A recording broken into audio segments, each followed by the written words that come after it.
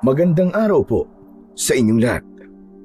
Sa araw po na ito ay mapapakinggan po natin ang kwento ng may 30 taong gulang na binatang si Robin. Isang magsasaka na naging malupit sa alaga niyang kalabaw. Isang araw, biglang nasaksak ng sungay ng kalabaw ang ama niya na si Mang Lito. Dala ng bugso ng kanyang damdamin ay susubukan niya itong patayin. Pero pipigilan siya ni Lolo Inok, ang matanda na magbibigay sa kanya ng isang kakaibang mutya. Kasabay ng paglaganap ng kasamaan, matutuklasan ng binata ang isang nakapangingilabot na kababalagan na susukat sa kanyang katatagan. Ano kaya ang hatid ng mutya ng sungay ng kalabaw sa binatang si Robin? Magagawa kaya niyang matalo ang lumalakas na puwersa ng kadiliman? Sama-sama po nating pakinggan ang buhay at pakikipagsapalaran ng binatang magsasaka na may mutya ng sungay ng kalabaw.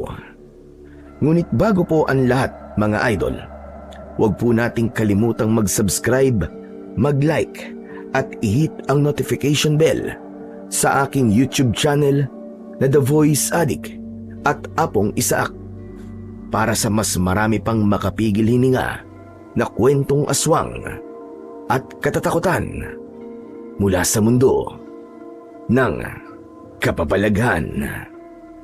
Umpisahan na po natin ang kwento. Pambihira ka naman, Robin, oh.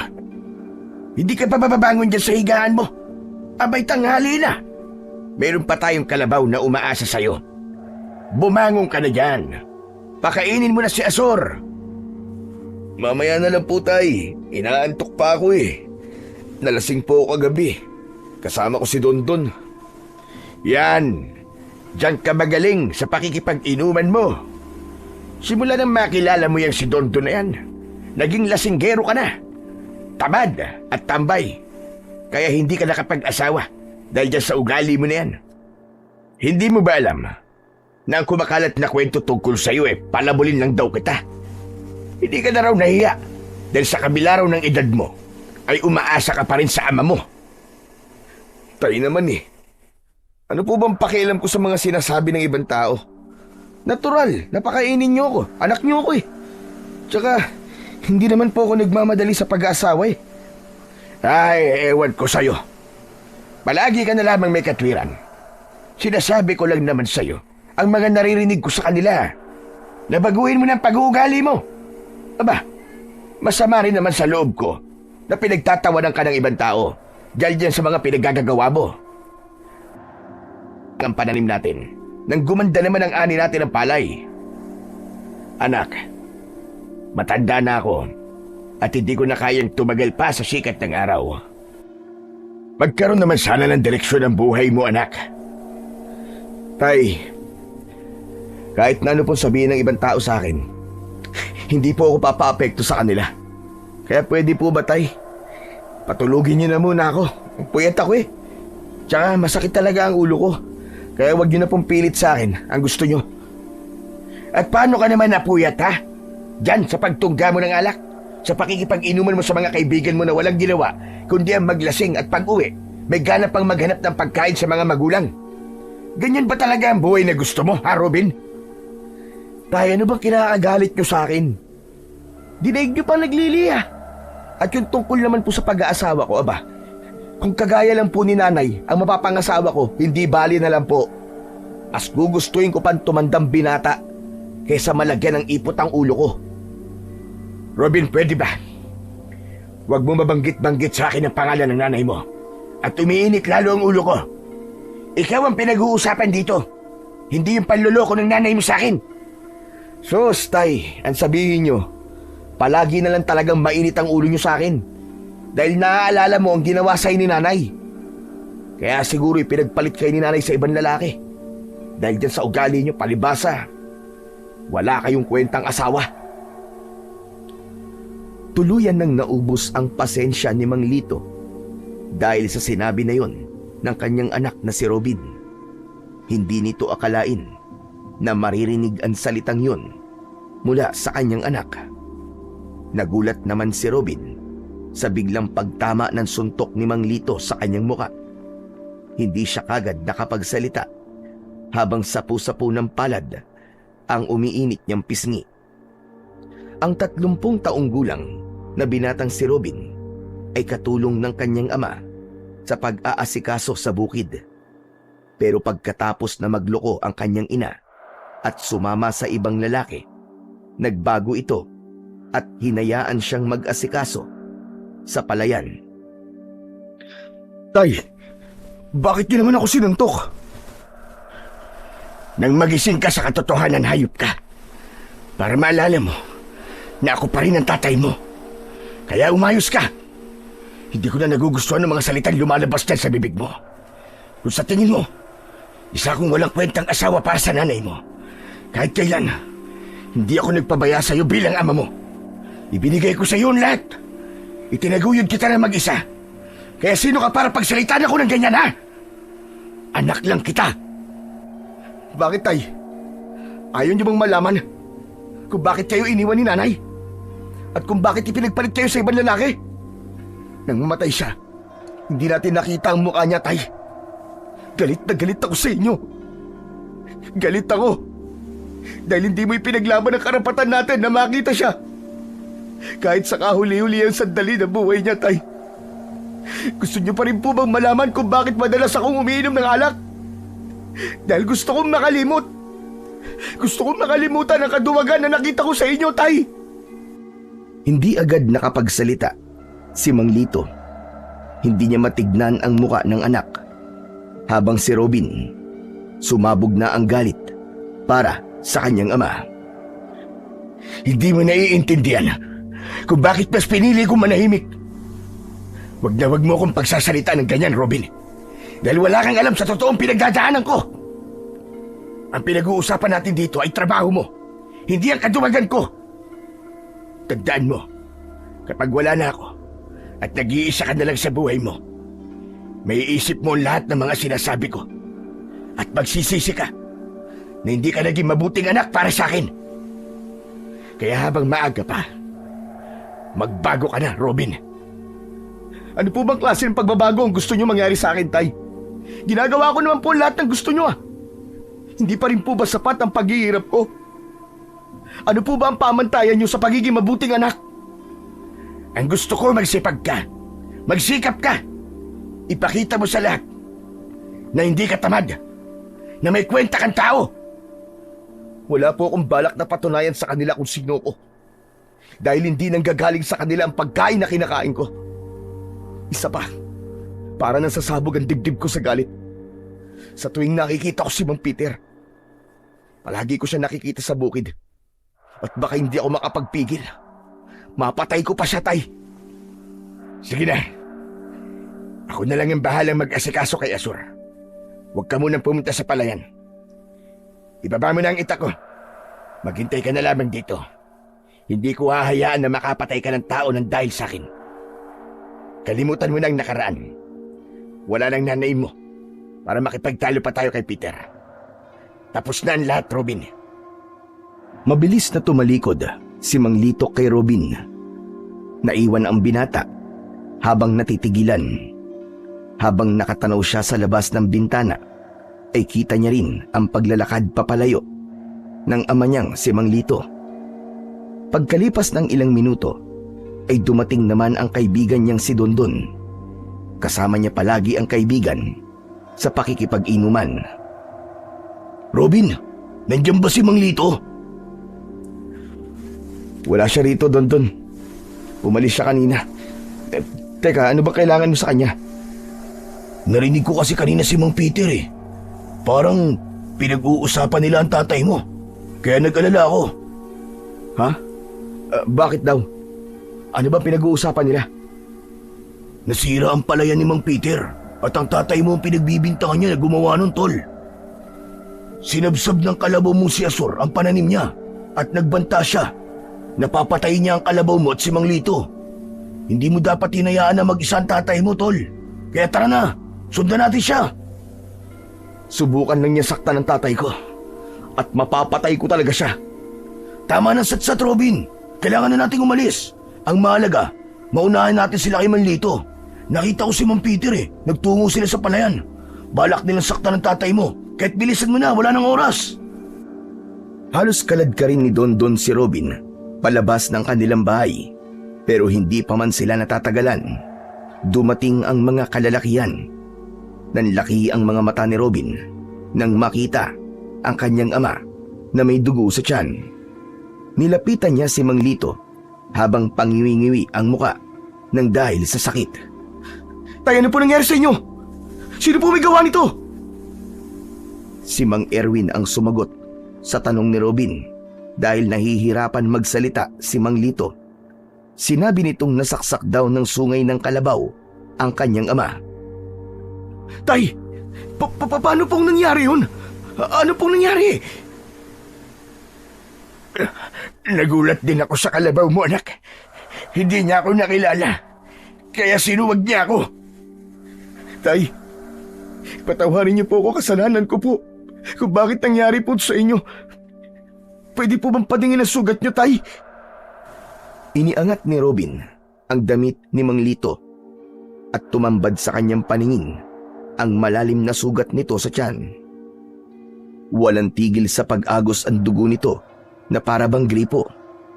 Nanginginig ang kanyang mga kamay na muli siyang napasulyap sa muka ng kanyang ama. Humanda sa akin ang kalabaw na yun. Papatayin ko ang hayop na yun. Anak, teka, aksidente nangyari. Hindi mo kailangan saktan ng kalabaw. Walang isip yun. Hindi po aksidente nangyari sa inyo, Tay. Sinadya ng kalabaw na yun, nasaktan kayo. Tol, ano ka ba? Tama ang sinabi ni Mang Lito. Walang kasalanan ng kalabaw. Hindi niya alam ang kanyang ginagawa Ang mabuti pa siguro, ibaba na muna niyo si Mang Lito para malapatan na kaagad ng Pangunang Luna sa sugat niya. Dapat mahinto ang pagdurugo niyan. Tay, kailangan niyo po munang magamot kaagad. Hindi na. Huwag mo na akong alalahanin, anak. Kasama ko si Paring Erwin. Siya lang gagamot sa sugat ko. Hindi naman malalim Kaya ko to. Kahit sinasabi ni Mang Lito na ayos lang ito, ay hindi pa rin mapalagay si Robin. Mas nangibabaw ngayon ang galit niya para sa alaga niyang kalabaw. Maya-maya pa ay inilalayan ng mga kalalakihan ang kanyang ama na maipasok sa loob ng kanyang silid para doon gamutin. Saktong pagbaba ng katawan nito sa kanilang higaan ay mabilis na kumilos ang mga lalaking nagbuhat dito. Si Dondo naman ay agad na kumuha ng dahon ng bayabas sa labas ng kanilang bakuran at tumulong na rin sa panggagamot kay Mang Lito. Tol, maraming salamat sa tulong mo Pero kailangan ko munang umalis. Dito ka lang Tol, teka lang. Kilala kita Alam kong pupuntahan mo ang kalabaw na nanakit sa tatay mo. Huwag ka nang umalis. Mas kailangan ka ni Mang Lito rito. Hindi na ako makapaghihintay na hindi kami magkaharap ng kalabaw na yun, Tol.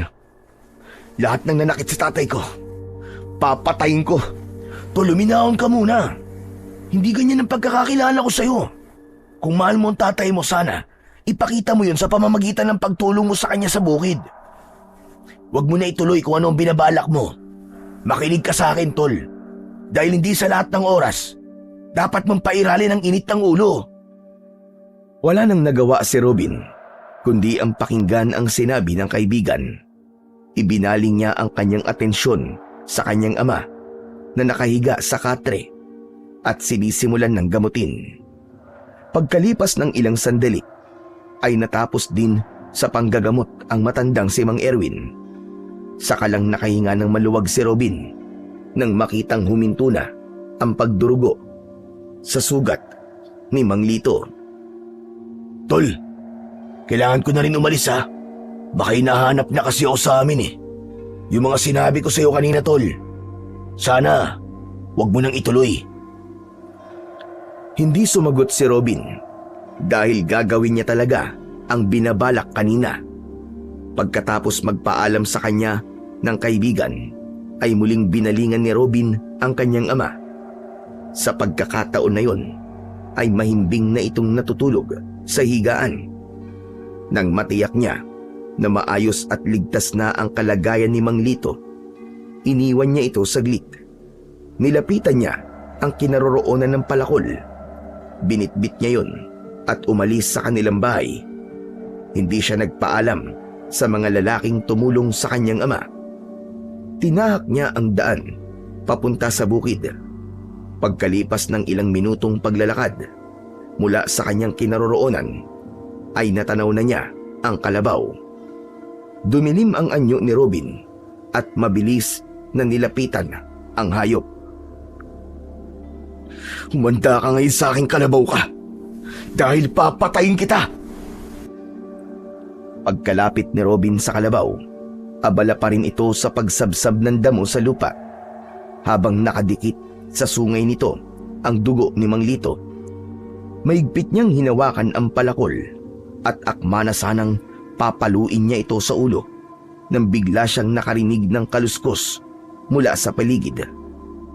Nabitin sa ere ang hawak niyang palakol. Nagpalinga-linga siya, ngunit wala siyang nakitang ibang tao sa paligid. Tangka na sanang itutuloy ni Robin ang pagpalo sa ulo ng kalabaw nang biglang may nagsalita sa kanyang likuran. "Itigil mo yan! Kung hindi pa na-aksidente ang iyong ama, hindi mo pa maiisip ang pagkakamali mo. Ngayon naman, papatayin mo ang kalabaw na yan dahil iniisip mo na kasalanan yan nangyari sa tatay mo. Wala kang karapatan na saktan ang kalabaw na yan, kaya't ibaba mo ang palakol!" Humarap si Robin sa pinanggalingan ng boses.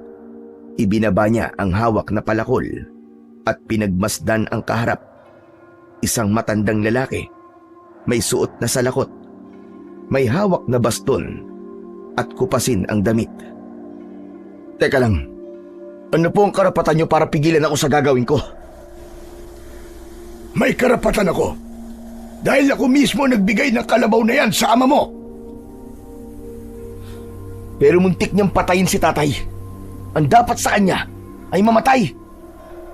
"Nagkakamali ka. Walang kasalanan si Asur. Ang totoong may kasalanan sa nangyari sa tatay mo, walang iba kundi ikaw. Kung ginawa mo lang ng maaga ang trabaho mo, hindi mapapahamak si Lito. Kaya wag mong ibintang sa kalabaw na yan ang pagkakamali mo." Sa tono ng pananalita niyo, parang kilalang-kilala niyo ako ah. "Oo, kilalang-kilala kita, Robin. Ikaw ang lalaking walang ibang inisip kundi ang magpasarap sa buhay mo. Kapag may iniutos sa iyo ang iyong ama, palagi kang natutulog. Kumikilos ka na parang pagong. Marami kang katuwiran para lang masunod ang gusto mo." Nagkakamali kayo sa mga sinasabi niyo. Wala kayong alam. Sino ba kayo? "Tinatanong mo kung sino ako? Ako si Lolo Inok, ang nagmamalasakit sa mga kalabaw. Ibinibigay ko yan ang libre sa mga magsasaka at may karapatan akong bawiin ang hayop kapag alam kong hindi sila maayos na naaalagaan. Ngayon naman, ay tatanungan din kita. Sa inyong dalawa ng kalabaw, sino ang higit na may pakinabang? Kapag nasagot mo yan, pababayaan kitang patayin ang kalabaw." Parang sinampal ng 10 beses si Robin dahil sa tanong na yun ni Lolo Inok. Napayuko siya dahil alam niya na tama ang sinabi nito. Inalis ng matanda ang salakot nito sa ulo at lumingon sa kinatatayuan ng kalabaw. Pagkatapos ay tumingin sa kanya at nagsalita. "Ang kalabaw na yan ay walang kasalanan. Hindi lamang niya nakikilala ang iyong ama, kaya hindi mo siya kailangang patayin. Balang araw, malalaman mo rin na malaki ang tulong ng kalabaw sa iyo. Kaya wag mong pagbabalingan ng galit ang kalabaw na yan na ipinagkaloob ko sa inyong mag-ama. Sana hindi na tumaulit pa." Tama po kayo. Hindi na po ito mauulit, Tatang. Pasensya na po. Hindi ko ho sinasadya. Nagpapasalamat po ako sa inyo dahil sa pagbibigay ng pagkakataon na magkaroon kami ng sariling kalabaw. May sarili po akong dahilan, Tatang, kung bakit po ako nagkakaganito. Pero kahit kailan, hindi po ako naging pabayang anak para kay tatay. Inaasahan ko, nagagampanan mo ng maayos ang pag-aalaga sa kanya. At sana, ito na rin ang huli nating pagkikita. Makahulugang sinulyapan ni Robin ang matanda habang nakatingin ito sa kanya. Ibinalik ni Lolo Inok ang salakot sa ulo at mabagal na naglakad papalayo sa kanya. Nabaling naman ang atensyon ni Robin sa nakatayong kalabaw.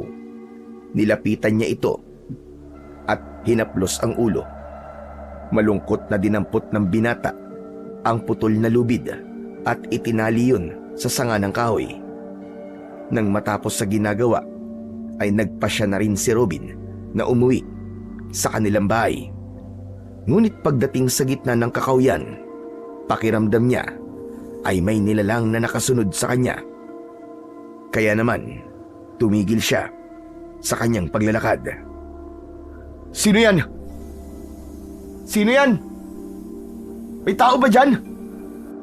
Walang tugon na natanggap si Robin, kaya ipinisya niyang ipagpatuloy na lamang ang kanyang paglalakad. Akma na sanang hahakbang si Robin nang bigla siyang nakarinig ng malakas na pag-angil mula sa kanyang likuran. Dahan-dahan siyang humarap at ganun na lamang ang panlalaki ng kanyang mga mata nang tumambad sa kanyang paningin ang isang nilalang na may hawak na pugot ng ulo ng isang baboy ramo. Nakakapangilabot ang mabalahibo nitong anyo na ang dalawang pangil ay nakalabas pa sa bibig nito. May bahid pa yun ng dugo mula sa kinain nito habang nanlilisik ang mga mata. Para siyang nakaharap sa isang halimaw na kahawig ng isang daga. Ang ulo nito hanggang sa dibdib ay sa daga at ang kalahating katawan nito ay sa tao. Pero mahahaba at matutulis ang mga kuko nito sa kamay at paa. Sino ka? Lumayo ka! Halimaw! May halimaw! Dala ng labis na takot ni Robin, tumakbo siya papalayo. Malalaki ang hakbang na tinahak niya ang masukal na kakahuyan. Wala na siyang pakialam kung saan pa siya mapunta. Ang mahalaga ay makatakas siya sa nilalang na humahabol sa kanya. Halos mabingi ang binata sa lakas ng kabog ng dibdib niya. Konti lamang ang pumapasok na sikat ng araw sa kakahuyan na yon. Kaya pakiramdam ni Robin ay para siyang tumatakbo sa malawak na kadiliman. Tulong! Tulungan niyo ako! May halimaw! Kahit malakas ang sigaw ni Robin, ay parang walang nakakarinig sa kanya. Sa paglingon niya sa hulihan ng kanyang daan, ay mas lalo siyang nanghilakbot nang makitang malapit na siyang abutan ng aswang na humahabol sa kanya.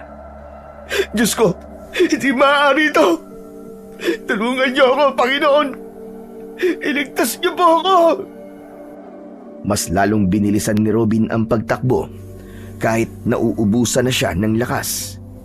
Paulit-ulit siyang sumisigaw, humihingi ng tulong, ngunit patuloy lamang siyang hinahabol ng halimaw. Huwag mo na akong bahirapan. Bumalik ka rito. Kapag naubos ang pasensya ko sa'yo, dudurugin ko ang mga buto mo. Umaalingaw-ngaw ang malakas na pagsigaw ng halimaw. Habang hinahabol nito si Robin, umaasa siya na makikita niya ang matandang si Lolo Inok para siya ay iligtas.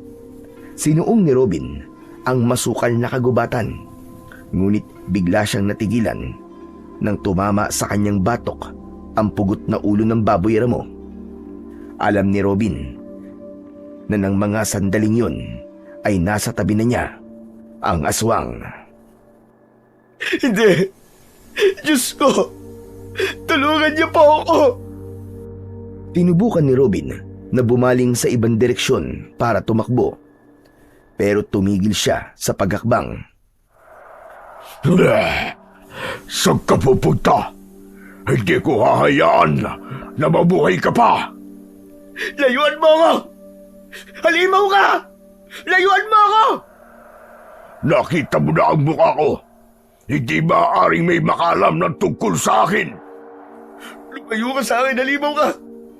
Lumayo ka! Kampun ka ng kadiliman! Sabihin mo na ang sabihin mo. Pero wala ka na magagawa. Dahil malapit na kitang patayin. Uunti-untiin ko ang laman mo at dudurugin ko ang mga buto mo hanggang sa mamatay ka. Diyan ka lang! Diyan ka lang! Huwag ka lalapit sa akin! Ngunit bingi ang halimaw sa mga sinabi ni Robin. Ngumisi ito na nagpalitaw pa sa malalagari nitong mga ngipin. Tumutulo ang malapot nitong laway mula sa bibig na may bahid pa ng dugo. Humakbang ang aswang papalapit sa kanyang kinaroroonan, habang ang dibdib ni Robin ay para ng sasabog dahil sa galit at takot. Bigla niyang naalala na hawak niya ang palakol, kaya iwinasiwas niya yun sa ere. Pero mas lalo lamang naging agresibo ang aswang sa pagsunggab sa kanya. Ganyan nga. Lumaban ka lang para mas masarap ang lasa ng dugo mo. Ang gusto ko pa naman ay yung mainit-init pa na dugo na may bahid ng takot. Sige, subukan mo lumapit. Hindi ka sasantuin ng palakol ko. Tatagpasin ko talaga ang ulo mo. Tinikap ni Robin na mapigilan ang paglapit ng aswang sa kanyang kinatatayuan, pero hindi ito nagpapakita ng takot. Idinipa nito ang braso habang umaangil na parang nauulol na aso. Hindi ko hahayaan na magtagumpay ka sa mga binabalak mo sa akin. Lalabanan kita! Halimaw ka! Sumugod si Robin sa aswang. Ipinalo niya rito ang palakol, ngunit nahawakan nito ang kanyang kamay. Inagaw nito ang palakol at ibinato sa lupa. Naramdaman niya ang pagbaon ng kuko nito sa kanyang balat. Masyado kang mahina para lumaban sa akin. Ako naman ngayon ang aatake sa'yo. Isang malakas na pagsuntok ang isinalubong ni Robin sa papasugod sa kanyang aswang. Tumama yun sa mukha ng aswang. Nabitiwan ito ang kanyang braso. Nang makakita ng pagkakataon, ay muli siyang tumakbo papalayo rito. Ngunit nahawakan nito ang kanyang damit. Bitiwan mo ang damit ko! Makawalan mo ako! Masyado mo akong pinahihirapan. Hindi ka na makakatakas. Huwag mo na subukan lumaban! Isang malakas na pagsuntok ang tumama sa sikmura ni Robin. Namilipit siya sa sakit. Halos kapusin siya ng paghinga, habang ang mabahong singaw ng katawan ng kaharap ay nalalanghap niya na parang amoy ng nabubulok na laman ng hayop. Kasunod ng pagkagat nito sa kanyang balikat. Gumuhit ang sakit mula sa unti-unting pagbaon ng pangil nito sa kanyang laman. Wala na siyang nagawa ng mga sandaling yon, kundi ang sumigaw ng malakas. Tulong! Tulungan niyo ako! Halos mabaliw na sa takot si Robin nang marinig ang paghigop ng nilalang sa sarili niyang dugo. Pilit na tinutulak ng binata ang muka ng halimaw. Pero dahil malakas ang nilalang, wala siyang nagawa kundi ang tiisin ang labis na sakit. Nakakagat pa rin ito sa kanyang balikat na parabang sabik na sabik sa lasa ng dugo ng tao. Hayop ka! Sa oras na mga takas ako papatayin talaga kita! Ako mismo ang papatay sa'yo! Pinapangako ko yan! Tinanggal ng aswang ang bibig nito sa kanyang balikat, kaya naramdaman ni Robin ang pamamanhid ng kanyang sugat. Akma na sanang kakagatin nito ang kanyang leeg nang bigla niyang nakita ang papalapit na kalabaw sa kanilang kinaroroonan. Ubod lakas na itinulak ni Robin ang halimaw, kasunod ng kanyang suntok na tumama sa mukha nito. Napaatras ito ng konti, eksakto sa pagsugod ng kalabaw para atakihin ito. Nagpambuno ang dalawang nilalang habang maririnig sa paligid ang ingay mula sa nagkikiskisa na kuko ng aswang at sungay ng kalabaw. Patuloy sa pagsuwag si Azur sa kalaban nito, samantalang si Robin naman ay napaluhod sa lupa. Sapu-sapu ng kamay ang balikat para pigilan ang pagbulwak ng dugo mula sa kanyang sugat. Bigla siyang nakaramdam ng panghihina ng katawan. Pagkatapos ay muling napatingin sa kalabaw. Nakita niya na sakal na ng halimaw ang leeg ni Azur. Pagmasdan mo kung paano kung papatayin ang kalabaw mo! Pagmasdan mo! Mula sa harapan ni Robin, pinilipit ng halimaw ang leeg ng kalabaw. Bumagsak ito sa lupa, kasunod ng pagwakwak ng halimaw sa tiyan nito. Nanlaki ang mga mata ni Robin. Nabigla siya sa kanyang mga nasaksihan. Papatayin kita! Pinatay mo ang kalabaw ko!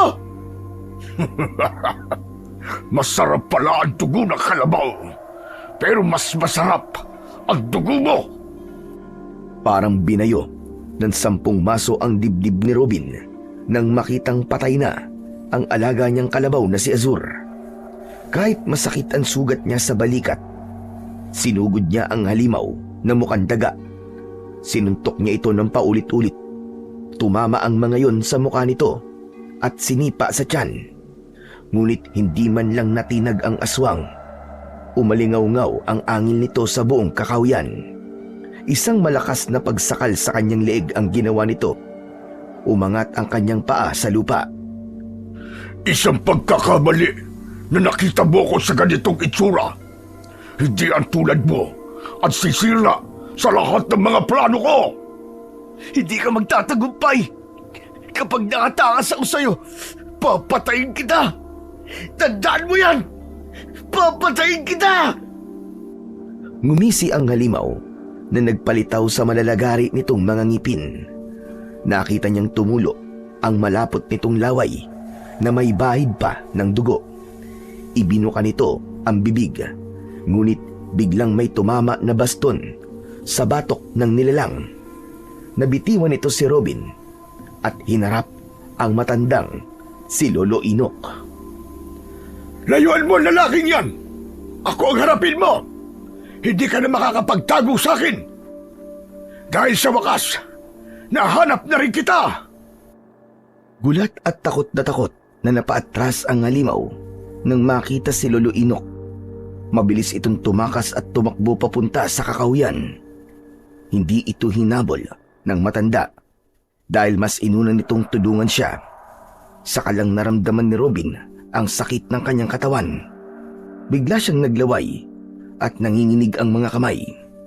Hinawakan siya ni Lolo Inok para alalayan na tumayo. Lolo Inok, tulungan niyo ako. Sobrang sakit po ng sugat ko sa balikat. Bakit hindi ka kasi nag-iingat? Muntik ka nang mapahamak kanina. Mabuti na lang at sinundan ko si Azur. Baka sa boses ni Lolo Inok ang pag-aalala, pero mas nangibabaw naman ang galit nito. Napansin ni Robin na nakatingin ang matanda sa nakahandusay na kalabaw sa lupa. Nakaluwa ang bituka nito at naliligo sa sariling dugo. Wala na tayong magagawa sa kalabaw na yan, Robin. Ibinuwis niya ang buhay niya para sa'yo. Ang mahalaga ngayon ay madala kita sa bahay ko. Nasa panganib ka dahil sa hawa ng aswang. Ayaw pa sanang umalis ni Robin dahil sa alaga niyang kalabaw. Pero kakaiba ang nararamdaman niya sa sugat niya sa balikat. Pakiramdam niya ay nandidilim ang kanyang paningin. Biglang nanigas ang kanyang binti.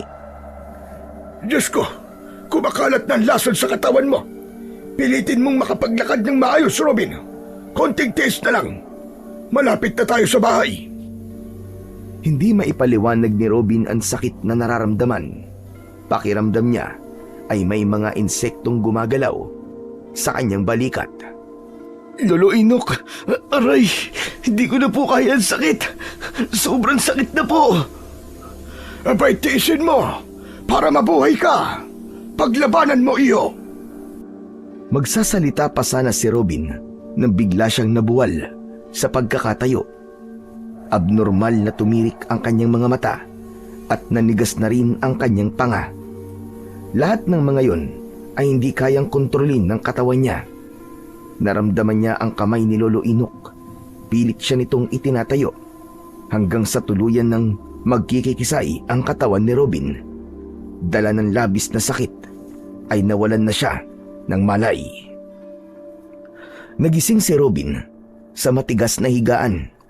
Sumalubong sa kanyang pangamoy ang singaw ng insenso at kamangyan. Nagmulat siya ng kanyang mga mata. Nakita niya ang matanda na naglalagay ng dinikdik na luya sa kanyang balikat. Huwag ka na munang kumilos. Baka matanggal ang gamot. Mabuti na lang at naagapan ko ang pagkalat ng hawa at laso ng aswang. Lolo Inok, pasensya na po. At namatay si Asur nang dahil sa akin. Ano po bang klaseng halimaw ang umatake sa akin kanina? Sila ang aswang na kung tawagin ay hagibis. Isang nilalang na pumapatay ng tao at hayop. Meron din silang kakayahang maging normal na tao sa araw. Hindi sila mga pangkaraniwang aswang. Dahil kaya nilang magpalit-palit ng anyo batay sa kanilang kagustuhan. Magagaling silang magtago, kaya mahirap silang mahuli. Sigurado kung wala siyang balak na buhayin ka kanina. Kagaya ng ginawa niya sa kalabaw mo. Wala siyang awa. Lahat ay pinapatay niya. Lalo na kapag nagugutom siya sa lasa ng karne ng tao. Nabanggit niyo po kanina na matagal niyo na pong hinahanap ang aswang na hagibis.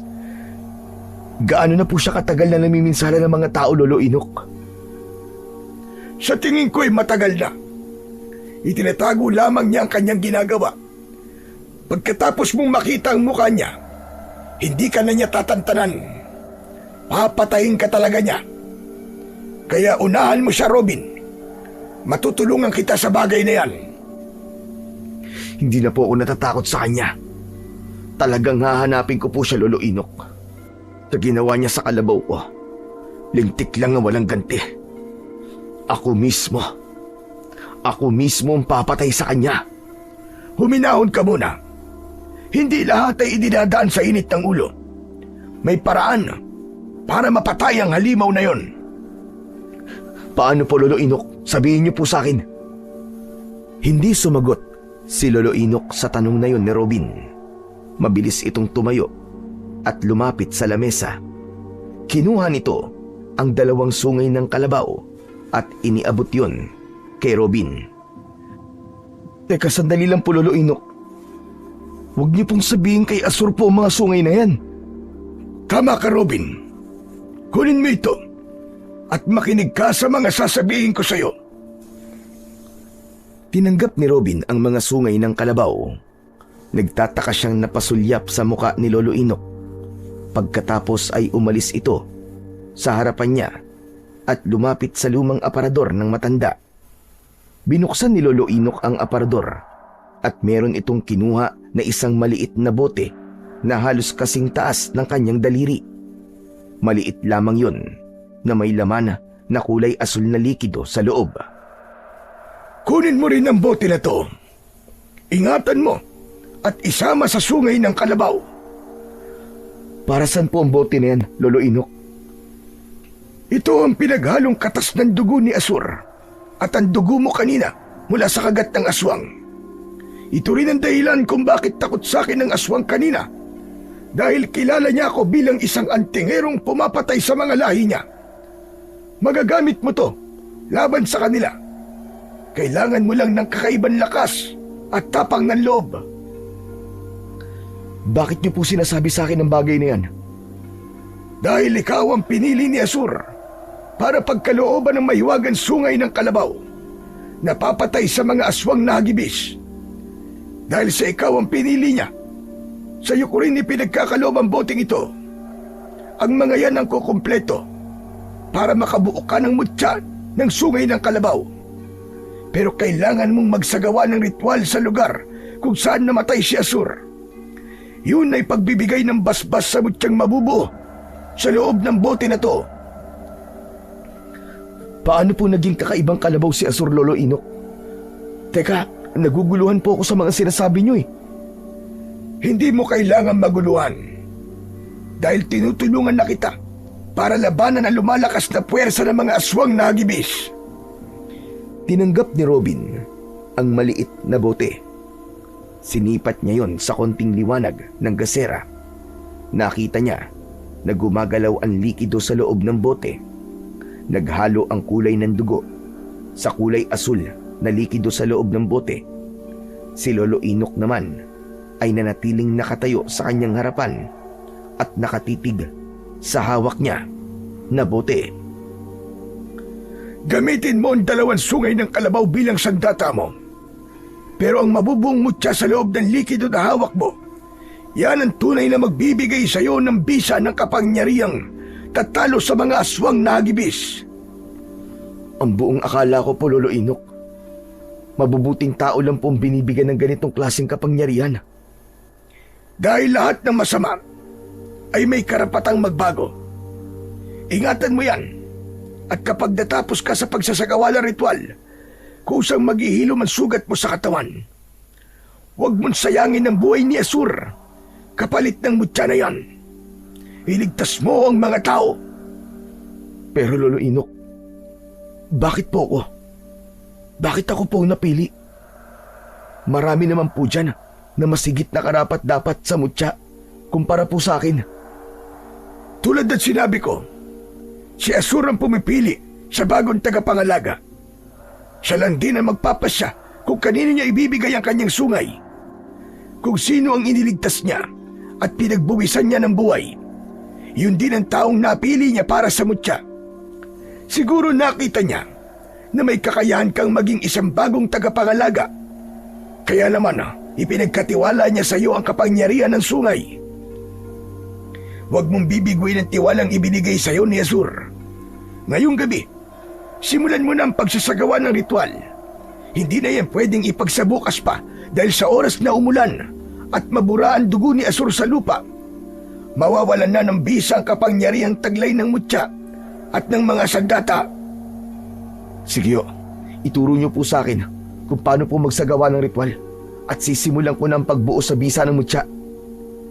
Isaulo mo ang orasyong nakadikit sa bote. Gagawin mo yon nang nakapikit at humiling ka ng salita na bukal sa loob mo. Sa gitna ng bakas ng dugo ni Asur, doon ka uupo. Pero bago yon, meron pa akong hindi nasasabi sa iyo. Umayo si Lolo Inok at hinawakan siya sa kanyang balikat. Nilapitan nito ang lumang aparador na binuksan kanina at nilakihan ang pagkakabukas nun. Tumumbad sa kanyang paningin ang maraming bote na merong iba't ibang kulay. Humarap sa kanya si Lolo Inok at sumenyas ito na lumapit siya sa kinaroroonan ng aparador. Pasensya ka na. Hindi kita masasamahan. Kailangan mong harapin ng mag-isang tungkulin na nakaatang sa'yo. Hanggat maaari ay walang dapat na makaalam tungkol sa kapangyarihan mo. Pagmasdan mo ang bote na to. Lolo, para saan po yan? Bakit marami po kayong bote at garapon na naglalaman ng iba't ibang klaseng likido? Hindi yan likido, Robin. Isa itong kulungan ng mga nilalang na napapatay ko. Lahat ng mga nilalang na napatay ng mutya ng sungay ng kalabaw ay dito ko ikinukulong. Ano po? Teka, sandali lang po, Lolo. Paano naman po nangyari yun? Paano po nagkasya ang mga nilalang sa maliit na bote na yan? Sagrado ang bote na yan, Robin. Dati akong antingerong ermitanyo na naghahanap ng masasamang nilalang na maikukulong ko sa mga boteng yan. Lahat ng pinapatay ko, nagkakaroon ng hiwalay na usok batay sa kanilang kakayahan. Sa oras na masugatan mo sa katawan ng aswang na hagibis, gamit ang sungay ng kalabaw, kusang magbubukas ang takip ng bote at hihigupin ito ang malausok na enerhiya ng aswang. Kaya magkakasya talaga siya sa loob. Ang ibig niyo pong sabihin ang bote po na ibinigay niyo sa akin ay hindi lang basta nagbubuo ng mutya, kundi kulungan din po to ng mga nilalang na mapapatay ko. Ganun ho ba? Tama ka. Kaya nga ipinakita ko sa iyo ang mga boteng ito. Isa na lang na bote ang walang laman. Malapit na itong makumpleto. At saka, gusto ko rin malaman mo na hindi magiging madali ang panganib na haharapin mo. Alam mo ba ang ibig sabihin ng salitang hagibis? Kung bakit yun ang pangalan ng aswang na kakalabanin mo? Hindi po, Lolo Inok. Wala po akong ideya. Ang hagibis ay salitang naglalarawan sa mabilis. Dahil mabilis sila sa lahat ng bagay. Umatake, pumatay, at magpalit ng anyo. Pero nag-iisang kahinaan nila ay ang mutya ng sungay ng kalabaw. Ngayong alam mo na kung gaano sila kalupit. Tugisin mo sila, Robin. Simulan mo na ang pagsasagawa ng ritual. May tiwala ako sa iyo, Robin. Gagawin ko po ang lahat para hindi po masayang ang pagbubuwis ng buhay ni Asur. Isang tapik sa balikat ang itinugon ni Lolo Inok sa sinabi ni Robin. Pagkatapos ay isinara nito ang pinto ng aparador. Inihanda ng binata ang lahat ng kanyang dadalin, saka nagpaalam kay Lolo Inok. Mabilis siyang naglakad papunta sa kakawyan. Tanging ang liwanag lang ng buwan ang nagsisilbi niyang tanglaw sa daan. Maigpit ang kapit niya sa sungay ng kalabaw, habang ang bote ay inilagay niya sa kanyang bulsa. Pagkalipas ng ilang minutong paglalakad, nakarating siya sa gitna ng kakawyan. Nakita niya ang bakas ng dugo sa lupa, ngunit wala na ang katawan ng kalabaw. Naupo siya sa gitna nito. Inilapag niya rin sa kanyang tabi ang dalawang sungay. Nakapikit ang mga mata ni Robin habang dahan-dahan na itinaas ang bote, kasabay ng pagsambit ng orasyon at panalangin na siya lamang ang nakakarinig. Nagsusumamo ko sa kalikasan. Dinggin mo ang aking kahilingan. Ikaw ang maging sandata ko laban sa kasamaan. Isang pakiusap na magbibigay sa akin ng lakas at bisa para sa mutya. Umihip ang malakas na hangin at dumampi sa kanyang balat ang lamig nito. Tumayo si Robin habang hindi nagmumulat ng mga mata. Isang malakas na pagsigaw mula sa lalamunan ni Robin ang kumawala. Pagmulat niya ng kanyang mga mata, ay nagulat siya nang makitang lumutang ang sungay ng kalabaw sa kanyang harapan, habang ang boteng hawak niya umiinit at kumukulo ang likido sa loob nun. Dala ng labis na gulat, napaatras siya ng hakbang. Biglang lumabas ang kulay asul na usok mula sa bote. Bumalot yun sa nakalutang na sungay at nabuo ang isang bato. Ano to? Paanong nangyari to? Ang bato na kumikislap sa kanyang harapan ay panay ang paglagablab na parabang nasusunog na kuryente. Hindi natakot si Robin. Hinawakan niya ang bote ng maigpit. Ang nakalutang na sungay ng kalabaw ay naglao sa kanyang harapan, pati na ang bote sa kanyang kamay, at naiwan ang bato na hindi nawala sa loob ng kanyang palad. Teka, nasa na yun? Nasa na yung bote? Akala ko ba doon ko'y kukulong ang halimaw na mapapatay ko? Pinagmasdang mabuti ni Robin ang bato sa kanyang kamay, pero hindi pa man siya natatagalan sa pagkakatayo sa lugar na yon. Biglang nagpakita ang mga nilalang na taong daga. Umaangil ang mga ito na handa ng sumunggab. Saktong paglundag ng isang aswang sa kanyang kinatatayuan, muling lumitaw ang sungay ng kalabaw sa kanyang palad. Bago pa makalapit sa kanya ang aswang, nasaksak niya na ito sa dibdib. Kung ganun, lilitaw lang ang dalawang sungay kapag nasa panganib ako at may aswang sa paligid. Dali-daling isinilid ni Robin ang mutya ng sungay ng kalabaw sa kanyang bulsa habang nakatutok sa kalaban ang kanyang sandata. Magmula sa gabing ito, ako nang makakalaban nyo. Mga anak kayo ng dilim. Humanda kayo sa akin! Agad na sinugod ni Robin ang mga kalaban. Ang unang humarap sa kanya ay agad niyang inatake ng saksak sa tiyan at dibdib. Bumagsak ang mga ito habang nagkikikisay ang katawan. Humakbang siya papalapit sa mga natitigilan na nilalang habang ang mga mata ni Robin ay nagliliyab sa galit. Sige, lapit lang! Hindi ko kayo aatrasan! Mga tinamaan kayo ng lintik! Habang papasugod si Robin, hindi niya agad naiwasan ang biglang paghaba ng dila ng mga aswang. Pumulupot yun sa kanyang kamay na may hawak sa sungay ng kalabaw. Pero dahil sa nagliliyab niyang sandata at kamao, napaso at nasunog ang dila ng mga halimaw. Agad na nilukso ni Robin ang dalawang hagibis sa kanyang harapan. Bawat hampas at saksak niya sa katawan ng mga ito gamit ang sungay ay umaangil ang mga ito na parang asong nasasaktan. Heto pa! Tikman nyo ngayon ang ganti ko sa lahat ng pamiminsala nyo sa mga taong nakatira dito! Walang pinalampas na pagkakataon si Robin. Lahat ng tamaan ng sungay ng kalabaw ay agad na nagliliyab at nasusunog ang katawan. Ang natitira naman na mga aswang ay sabay-sabay na umatake sa kanya. Mabilis na sinalubong ng binata ang mga kalaban. Bawat ikot niya ay isa-isang bumabagsak ang mga ito sa lupa habang sumusuka ng dugo. Sa kanya gigilitan ang leeg gamit ang matutulis na dulo ng sungay. Pagkatapos na mapatay ni Robin ang lahat ng mga aswang, tumayo siya habang pinagmamasdan ang mga nagkalat na abo sa lupa. Humihingal na tinignan ni Robin kung paano naglaho ang sungay ng kalabaw sa palad niya. Ang maywagang bote na lang ang kailangan kong matutunan kung paano palalabasin. Sa tingin ko, may mga bagay pa akong dapat na matutunan. Pero sa ngayon, nagawa ko ng labanan at paslangin ng mga aswang.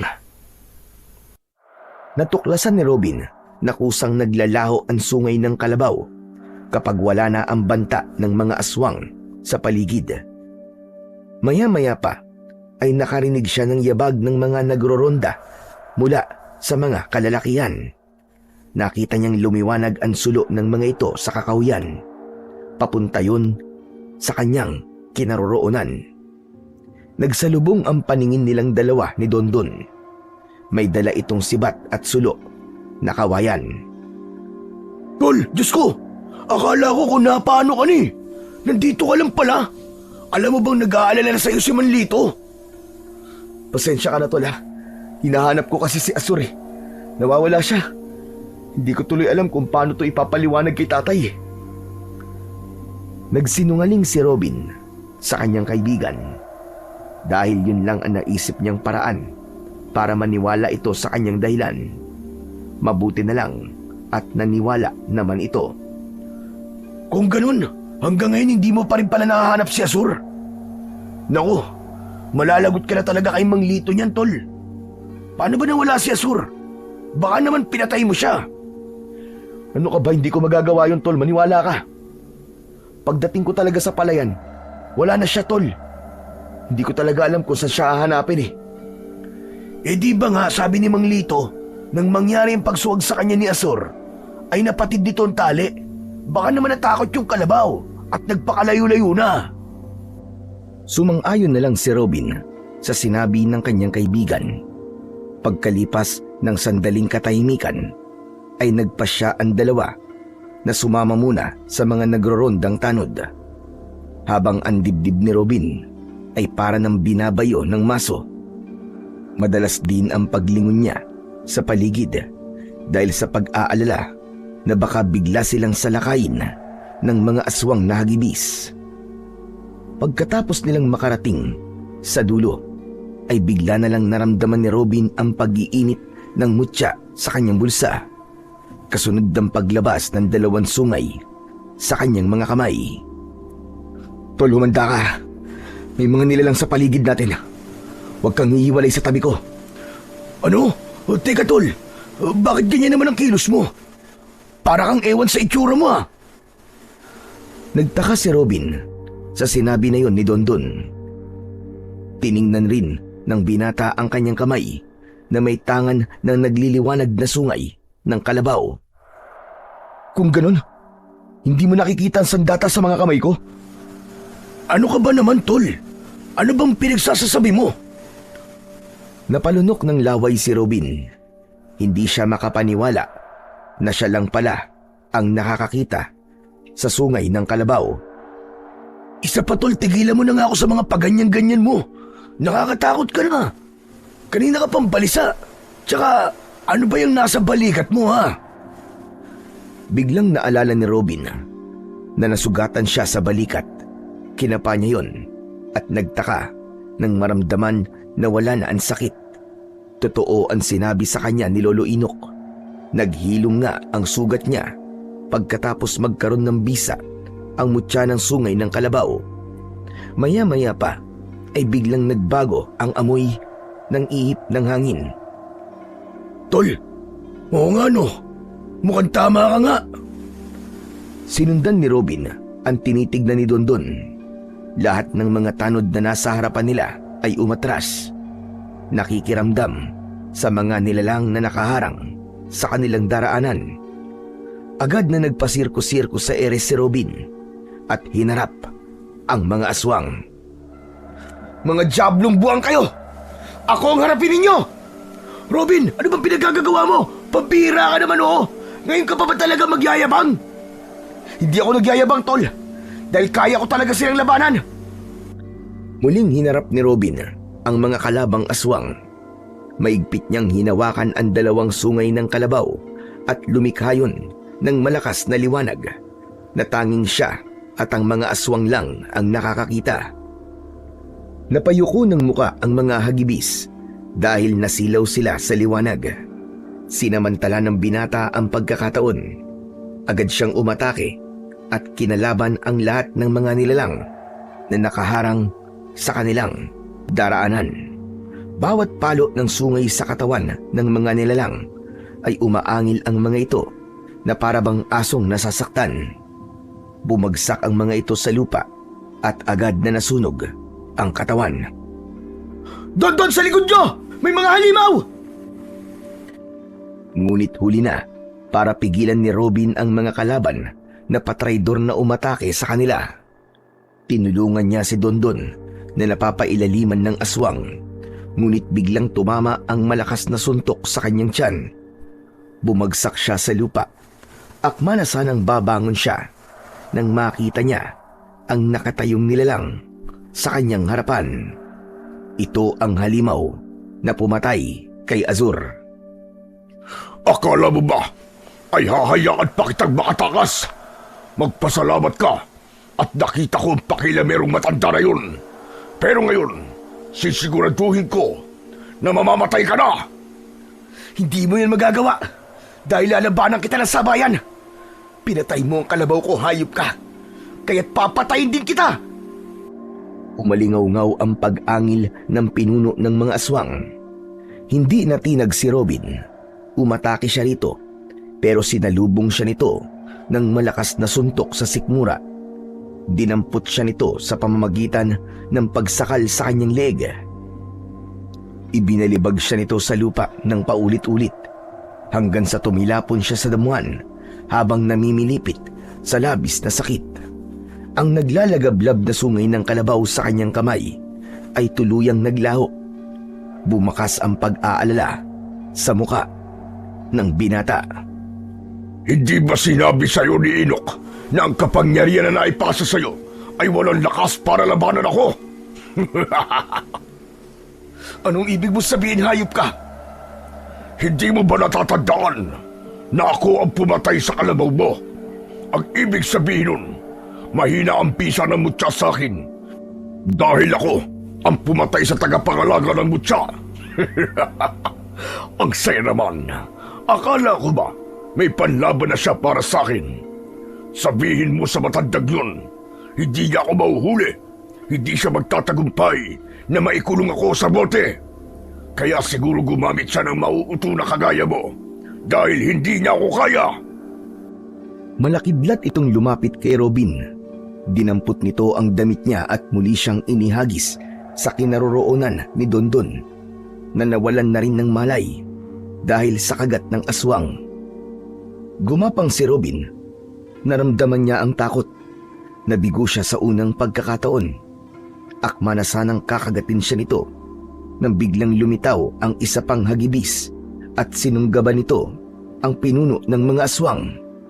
Nagpambuno ang dalawang nilalang sa harapan niya, pero sadyang malakas ang katawan ng pinuno ng mga aswang at nagawa nitong suntukin ng 5 beses sa dibdib ang nilalang na tumulong kay Robin. Itigil mo yan, hayop ka! Ako ang harapin mo! Ngumisi ang halimaw at umalingaw-ngaw ang malakas na halakhak. Nakadipa ang kamay nito habang humakbang papalapit sa kanyang kinatatayuan. Bago pa man siya makapaghanda sa muling pagsugod ng aswang, ay nilundag na siya nito at kinalmot sa dibdib. Ramdam na ramdam ni Robin ang sakit, pero lumaban siya. Gumanti siya rito ng malakas na suntok. Tumama yun sa mukha nito, pero hindi nito ininda ang sakit. Lalabanan kita kahit wala na akong kapangyarihan! Dala ng galit, binayo ni Robin ng suntok ang muka ng kalaban. Bawat suntok niya ay unti-unting lumitaw ang malakas na liwanag mula sa mutya na nasa loob ng kanyang bulsa. Ubod lakas niyang sinuntok ang dibdib ng aswang na hagibis. Ito na ang magiging katapusan mo! Hayop ka! Sinalag ng aswang ang suntok ni Robin. Saka gumanti ito ng suntok sa kanyang muka. Pasadsad siyang bumagsak sa lupa. Ang halimaw naman na tumulong sa kanya ay abala rin sa pagliligtas sa mga tanod, habang si Dondon ay wala pa ring malay. Lumapit ng konti ang pinuno ng mga aswang at kinausap siya. Dahan-dahan namang tumayo ang binata at nilabanan ng titigan ang aswang. Hindi tayo totoong magkalaban dito! Huwag kang pauutos sa may-ari na kulay asul na bote. Natitiyak ko na maliban sa sungay ay nasa iyo rin ang bote, tama ba? Gumagamit ka na mahiwagang kulungan ng mga nilalang na kagaya ko na hindi mo inaalam kung ano ang magiging kapalit nito. Inilabutan sa katawan si Robin sa sinabing yun ng aswang na hagibis.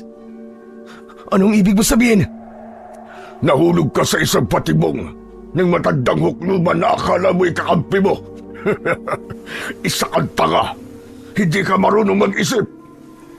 Huwag mo na subukan linlangin ang isip ko, hayop ka. Hindi ako naniniwala sa'yo. Alam ko na mga kagaya mo ay gagawin ng lahat para maisahan ako. Pakinggan mo mga sasabihin ko. Ang kulungan na bote na nakita ko kanina habang nagsasagawa ka ng ritual ay isang uri ng balanse ng buhay. Kapag hindi ako nasugatan ng mutya na sungay na kalabaw, ikaw ang makukulong sa bote. Magpasalamat ka at sinasabi ko to sa'yo para makapag-isip ka. Natigilan si Robin. Walang sinabi sa kanya si Lolo Inok tungkol sa bagay na yon. Sa pagkakataon yon, ay bumundol ang pag-aalala sa kanyang dibdib. Oh, natigilan ka yata. Hindi mo alam dahil niloko ka niya. Tama ba? Layunin niya na magkulong ng mga kaluluwa sa aparador na matagal niya nang ipunan ng bote. Sa oras na hindi mo ko mapatay, pagsapit ng pagbilog ng buwan, ikaw ang makukulong sa bote na dala mo.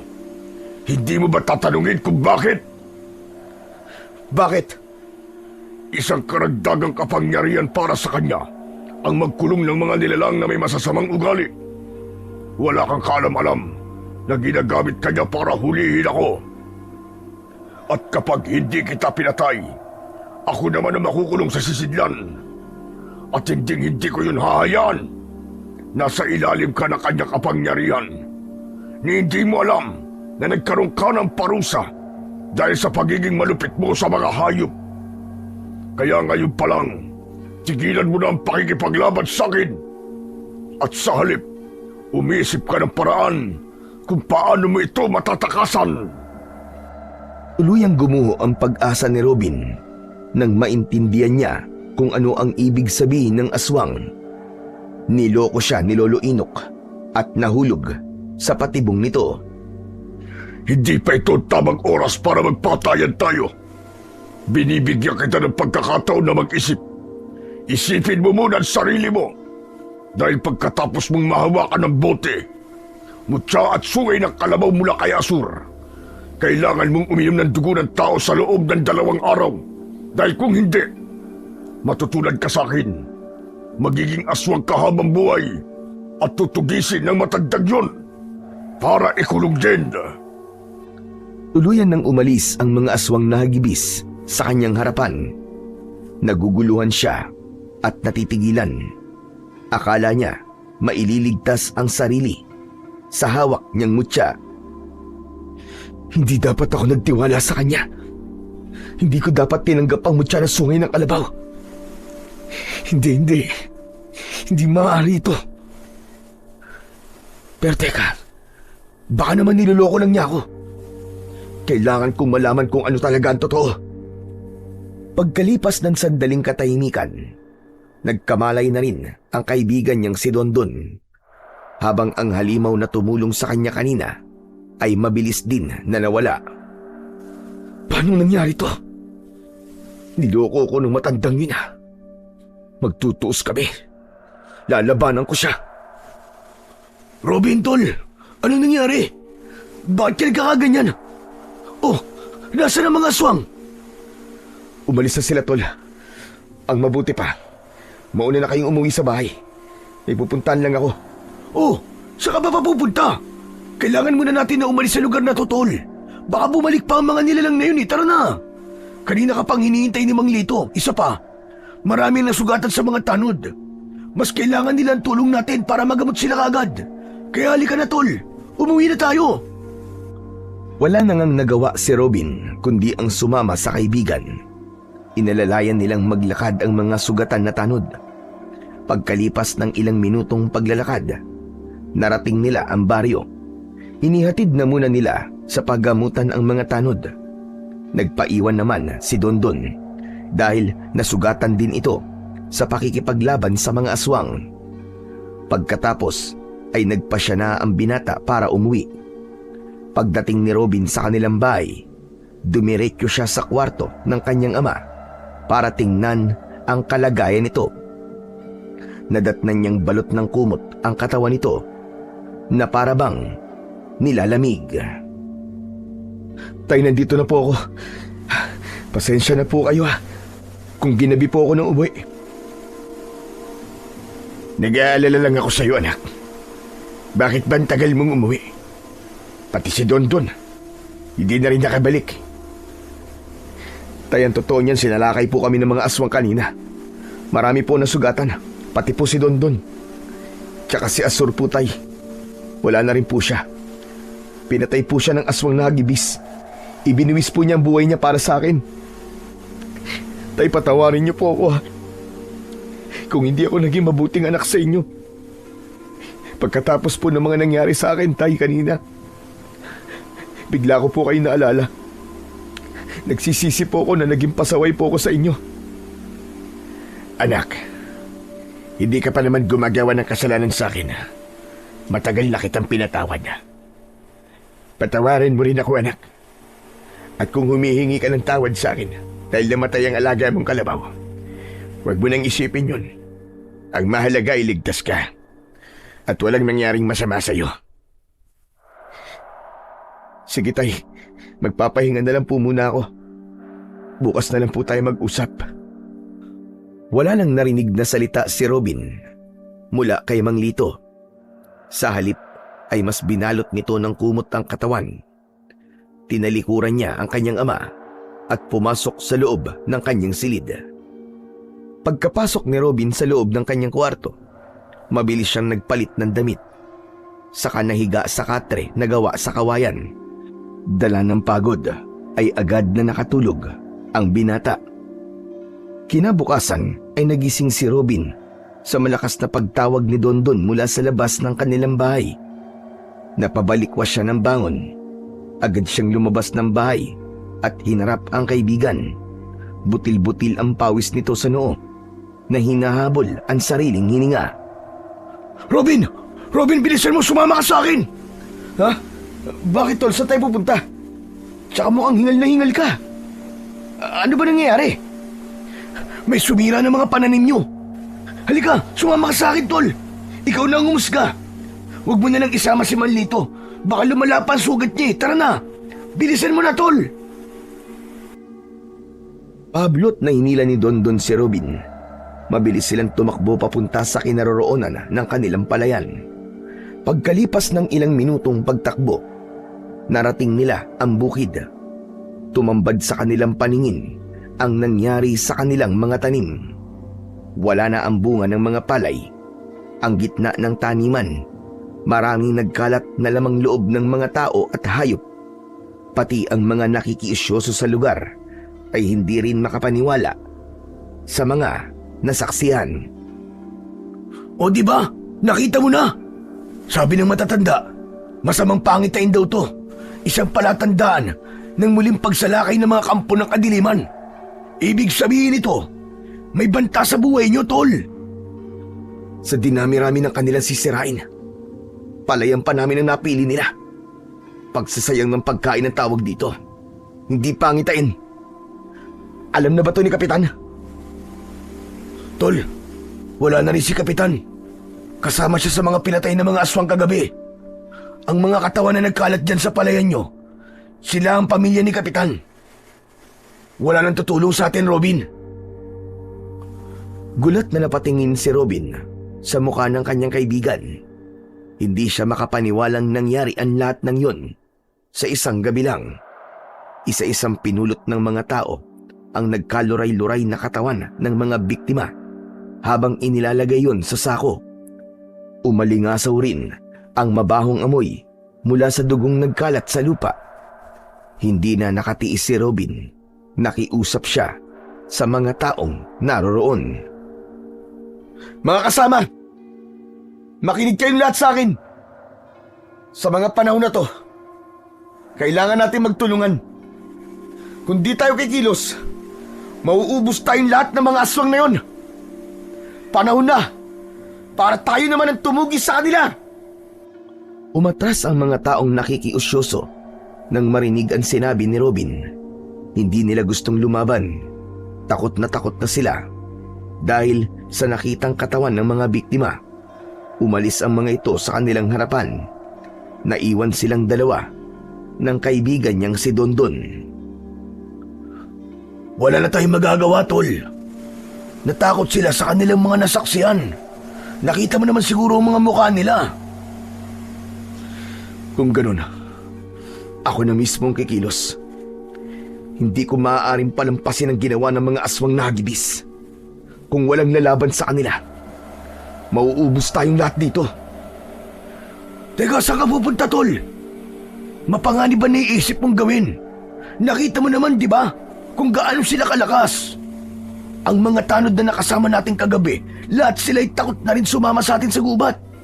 Lahat sila nagkukulong na lang sa bahay at hindi na makausap dahil sa labis sa takot. Tol, paano ko mapahama ka? Dondon, hindi na ako takot mamatay. Mas takot ako kapag wala akong ginawa habang unti-unting inuubos ng mga aswang na yun ang lahat ng tao rito sa baryo natin. Kung di ka magpapapigil, tol, sasama ako sa'yo. Hindi ka maaaring mag-isa sa laban na to. Walang iwanan. Magkaibigan tayo, di ba? Kailangan ko munang umalis. May kakausapin lang ako, tol. Sige na, umuwi ka na muna sa inyo. Pupuntahan na lang kita kapag maayos na ang lahat. O sige, mag-iingat ka. Magkita na lang tayo. Pero habang wala ka, maghahanap ako ng mga tao na makakasama natin sa pagroronda mamayang gabi. Isang tango lang ang itinugon ni Robin sa sinabi ng kanyang kaibigan na si Dondon. Pagkatapos ay iniwan niya ito sa palayan at naglakad papunta sa bahay ni Lolo Inok. Mabilis niyang tinaak ang daan papunta sa gitna ng kakahuyan. Pagkalipas ng ilang minutong paglalakad ay natanaw na niya ang bahay ni Lolo Inok. Nakita niya ang matanda na abala sa pagdidikdik ng luya. Nilapitan niya ito. Lolo Inok, kailangan po natin mag-usap. Tungkol ba saan? Tsaka, kumusta nangyari sa iyo kagabi? Nagawa mo ba ang ritual? Biglang natigilan si Robin sa tanong ni Lolo Inok. Hindi dapat malaman ng matanda na meron siyang natuklasan kagabi. Huhulihin niya ito sa paraan na naiisip niya. Opo. Nasa bulsa ko na po, mutya. Marami po akong nakalaban na aswang kagabi. Lahat po sila napatay ko. Pero Lolo Inok, ang hindi ko po maintindihan, biglang naglaho ang lahat ng mga ibinigay niyo sa akin. Maliban sa mutya na nasa bulso ko. Bakit po nangyari yun? Dahil hindi mo pa nakokontrol ang kapangyarihan ng mutya. Halika, sumunod ka sa akin. May ipapakita ako sa'yo. Tumayo si Lolo Inok at pumasok sa loob ng bahay. Kasunod si Robin. Kailangan niyang gawin yun para malaman kung ano ang totoong motibo ng matanda sa pagtulong sa kanya. Pagpasok niya sa loob ay tumambad sa kanyang paningin ang nakabukas na aparador. Tumigil ang matanda sa tapat nito. Halika, lumapit ka iyo para mas maintindihan mo kung bakit ko to ginagawa. Lumapit si Robin sa matanda at itinuro nito ang kulay pulang bote. Nakita ng binata na mas matingkad na ang kulay ng mga yon. Ang nilalang na nakakulong sa kulay pulang boteng ito ay aswang na pumapatay ng bata at matanda. Nararapat siya sa loob ng boteng yan.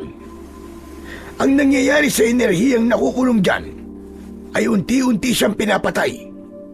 Kung ano ang ginawa niya sa kanyang kapwa, ay yun din ang mangyayari sa kanya sa loob ng bote. Hindi po ako halos makapaniwala na magkakasya ang kanyang enerhiya sa loob ng boteng yan. Walang imposible sa kapangyarihang taglay ng bote, Robin. Sinasabi ko sa iyo ang lahat ng ito para malaman mo na karapat-dapat silang parusahan at makulong dyan. Pero Lolo Inok, tanong lang po, paano naman po ang mga tao na malupit sa mga hayop? Saan po sila makukulong? Sa kulay asul na bote, nakagaya ng hawak mo, yan sila makukulong. Lahat ng kumakain ng tao o hayop, pati nang nagiging malupit sa hayop, siya ang ikinukulong sa boteng nasa iyo. Magpapakita ang bote sa kamay mo sa oras na kaya mo nang kontrolin ang kapangyarihan mo. Kagaya ng sungay ng kalabaw. Unti-unti nang nagiging malinaw kay Robin ang lahat. Napansin niya na merong iba pang bote na naroroon. Hindi na siya nakapagtanong dahil isinara na ng matanda ang pinto ng aparador. Halika rito. Maupo ka. Lolo Inok, bakit niyo po ba ginagawa to? Bakit parang sobra ang galit niyo sa masasamang nilalang? Dahil itinakwil ako ng sarili kong pamilya. Itinuring nila akong masamang nilalang. Pinagmalupitan nila ako dahil ang buong akala nila ay ako ang aswang na pumapatay sa mga tao. Dala ng labis na sama ng loob ko, isinumpa kong papatayin ko ang lahat ng mga aswang. Pinag-aralan ko ang paggawa ng sagradong kulungan dahil gusto ko silang gantihan lahat. Naging isa akong manunugis ng mga aswang. Ipinangako ko sa sarili ko na wala akong ititira sa kanilang lahat. Kaya kapag nakumpleto na ang bote sa loob ng aparador, babalik ako at itatapon ko sa kanilang harapan ng mga bote na yan. Patutunayan ko na nagkamali sila sa paghusga sa akin. Ang ibig niyo po bang sabihin, ang bote pong nasa akin, ang kukumpleto sa naipon yung enerhiya ng mga aswang? Tama ka. 2 hagibis ang dapat na makulong dyan, Robin. Kusang papasok ang kanilang enerhiya sa loob ng bote sa oras na masugatan mo sila gamit ang sungay ng kalabaw. Mag-iingat ka dahil susubukan nilang guluhin ang isip mo. Kahit na anong mangyari, huwag kang maniniwala sa mga sinasabi nila. Mas lalong nagulo ang isip ni Robin dahil sa sinabi na yon ni Lolo Inok. Hindi niya alam kung sino ba talaga ang dapat niyang paniwalaan. Sige po, gagawin ko po ang lahat para matulungan kayo. Maraming salamat, Robin. Una pa lang, ay alam ko nang ikaw ang makakatulong sa akin. Sige Lolo Inok, kailangan ko na pong umuwi. Baka hinahanap na po ako ni tatay eh. O siya, sige. Ikaw ang bahala. Mag-iingat ka. Huwag mong kalimutan ang mga paalala ko sa'yo. Pagkatapos magpaalam, ay umalis na si Robin. Pagkaraan ng ilang minutong paglalakad, narating ng binata ang kanilang tirahan. Diretso siya sa silid ni Mang Lito na hindi pa rin bumabangon sa kinahihigaan. Tay, nandito na po ako.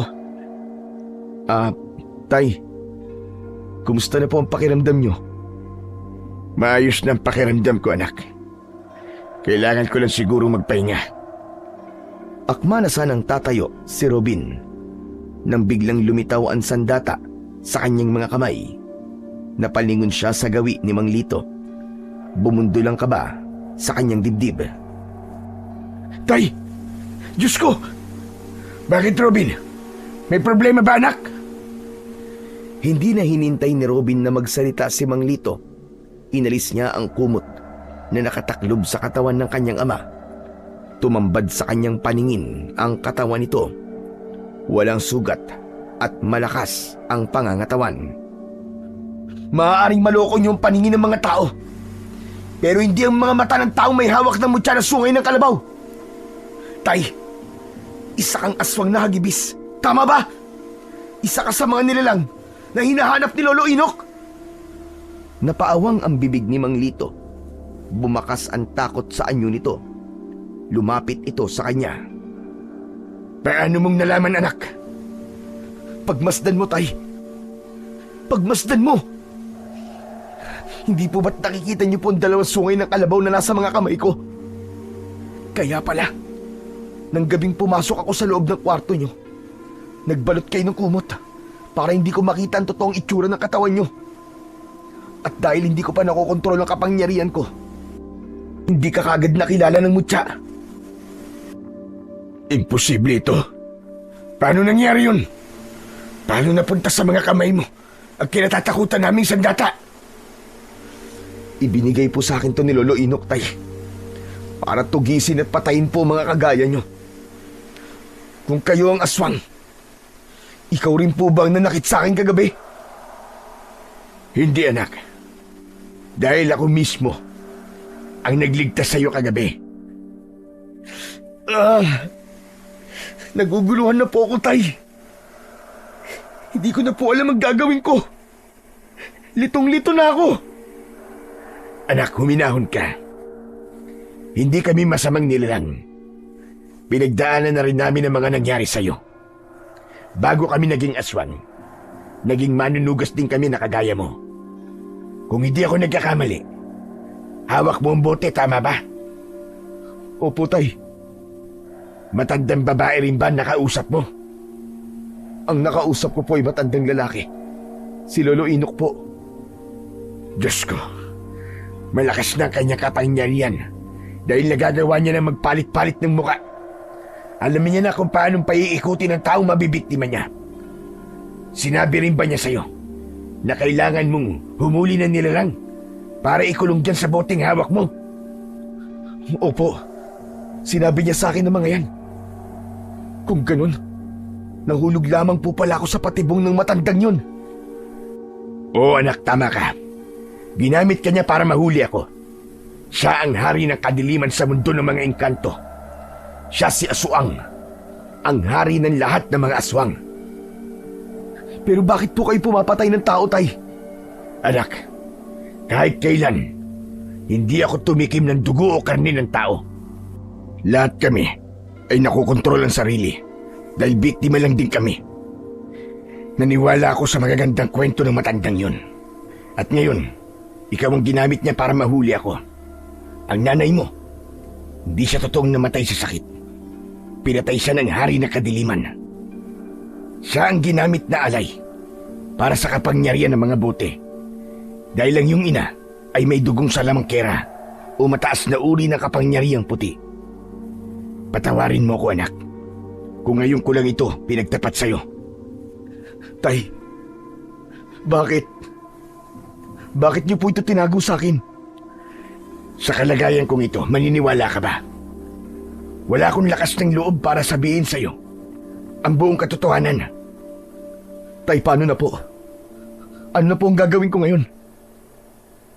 Alam ko kung paano matatalo ang hari ng kadiliman. Kailangan ng pinagsamang dugo ng dalawang hagibis, dugo ng kalabaw, at ng may tangan sa mutya. Tay, nasa loob na po ng bote ang pinaghalong dugo namin ni Asur. Dugo na lang po ng dalawang hagibis ang kulang. Pero paano ko po gagawin yun? Saan natin hahanapin ang isa pang hagibis? Kailangan natin ng matinding pagpaplano anak. Buhay na natin na nakataya rito. Ang kailangan muna ay palitawin ang bote.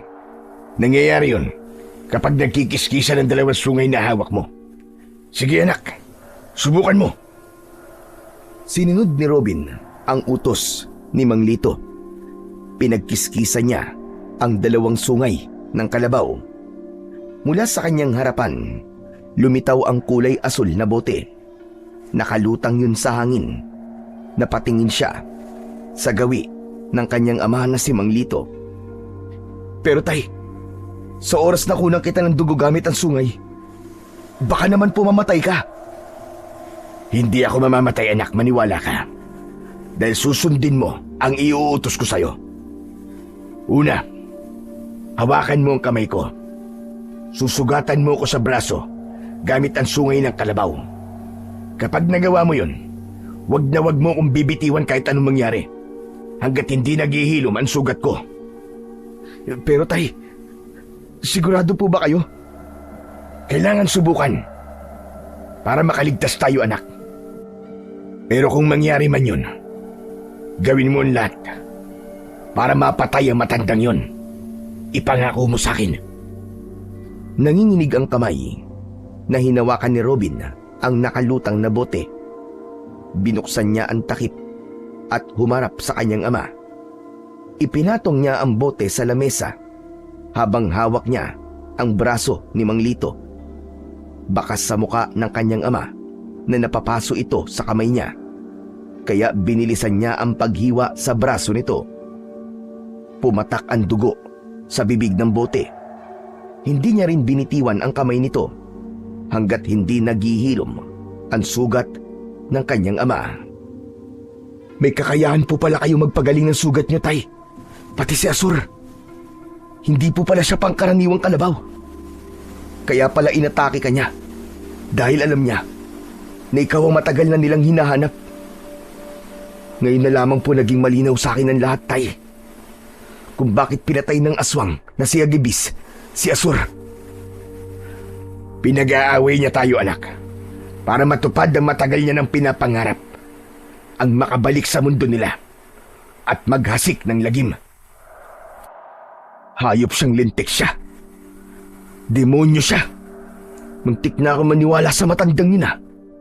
Humanda talaga siya dahil pagbabayarin ko siya sa lahat ng ginawa niya. Lalo na sa pagpatay niya kay nanay. Hindi siya madaling talunin anak, kaya mag-iingat ka pa rin. Sa ngayon, isa na lang ang kulang. Kailangan natin gumawa ng plano para mahulog naman sa bitag natin ang matandang yon. Agad na nagsagawa ng pagpaplano ang mag-ama, pati na kung paano nila mahahanap ang isa pang hagibis. Pagsapit ng gabi, naunang nagpunta si Robin sa gubat, kasama naman ang kaibigan niyang si Dondon. Kasama nila ang mga kalalakihan na voluntaryong sumama sa kanila sa gagawing pagroronda, habang si Mang Lito ay nasa paligid lamang nila. Maya-maya pa ay biglang dumating ang pinuno ng mga aswang. Kapag sineswerte ka nga naman, ang palay na mismo ang lumalapit sa manok. Sa isang iglap, lumitaw sa kamay ni Robin ang 2 sungay ng kalabaw. Uminit din ang mutya na nasa bulsa niya. Palatandaan na ang hinahanap niyang isang hagibis ay wala ng iba kundi ang nilalang na nasa harapan niya. Tumigil ka! Alam kong ginagawa mo to para magiganti dahil sa nangyari sa'yo. Alam ko na hindi mo sinasadyang pumatay. Dahil kapag hindi mo yung ginawa, ikaw naman ang mamamatay. Lumapit ang halimaw sa harapan ni Robin na parang handa ng umatake. Pero hindi natakot ang binata. Matapang niyang nilabanan ang titig nito. Ilang sandali pa, dumating ang isang hagibis, ang kanyang ama. Nakatingin ito kay Robin. Kung ganun, nakausap na pala ni tatay ang halimaw na nasa harapan ko. At bahagi na lang ito ng pagkukunwari namin. Ayos! Gumana ang plano. Bulong sa sarili ni Robin, nagkunwari silang 3 na maglalaban. Sinadya ni Robin na huwag patamaan ng mga ito ng kanyang sandata. Hinayaan niyang bugbugin siya ng mga ito. Ang mga kalalakihan na kasama nila sa pagroronda ay kumaripas naman ng takbo dahil sa labis na takot. Naiwan si Dondon na nakatayo sa kanyang likuran habang nakatingin sa 2 hagibis. Itinaas ng binata ang 2 sungay ng kalabaw at pinagkiskisan yun. Sa isang iglap, lumitaw ang kulay asul na bote. Kinuha niya yon at binuksan. Sa kanilapitan ang 2. Ito na magiging katapusan nyo! Makukulong na kayong 2 sa boteng to! Ano pang hinihintay mo, Tol? Patayin mo na ang 2 yan! Bilisan mo! Akma na sanang sasaksakin ni Robin ang 2 hagibis nang bigla siyang pinigilan ni Dondon. Inagaw nito sa kamay niya ang kulay asul na bote. Sa lakas ng pagkakatabig nito sa kanyang kamay, tumalsik siya sa damuhan. Nagulat silang 3 sa biglang pagbabago ng anyo ni Dondon. Sa isang kisap mata, si Lolo Inok ang nakita nilang nakatayo sa kanilang harapan. Nakangisi habang may 2 sungay sa ulo, kahawig ng sungay ng kalabaw. Sa wakas, nahuli ko rin kayo! Akala ba ninyo ay di ko malalaman na gawa-gawa lamang ninyo ang paglalaban ninyo? Pambihira! Alam na ninyo kung paano ko tatalunin! Lumiwanag ang mga mata ni Lolo Inok at lumapit ito sa nakahigang si Robin. Naninigas ang buo niyang katawan dahil sa kapangyarihang taglay ni Lolo Inok. Babawiin ko ang mutya sa'yo! Traitor ka! Ikaw ang traidor, hayop ka! Ikaw si Dondon! Ginamit mo lang ako. Pinatay mo rin ang nanay ko. Magbabayad ka sa lahat ng ginawa mo sa pamilya ko! Siya pala ang pumatay kay Nancy. Ako mismo ang papatay sa kanya. Sinamantala ni Robin ang pagkakataon. Nilabanan niya ang malakas na mahika ni Lolo Inok. Iniangat ng binata ang kanyang kamao para suntukin ito sa muka. Tumilapon ito sa damuhan at agad na nilapitan ng 2 hagibis. Pinagtulungan ng mga ito na bugbugin ng matanda. Binawi ni Mang Lito ang kulay asul na bote kay Lolo Inok, pero biglang sinakal nito ang 2 aswang. Umangat ang mga paa nito sa lupa habang nagpupumiglas. Kung hindi mo kayang gawin Ako ang magkukulong sa kanila sa bote! Ibaba mo ang tatay ko, demonyo ka! Ako ang harapin mo!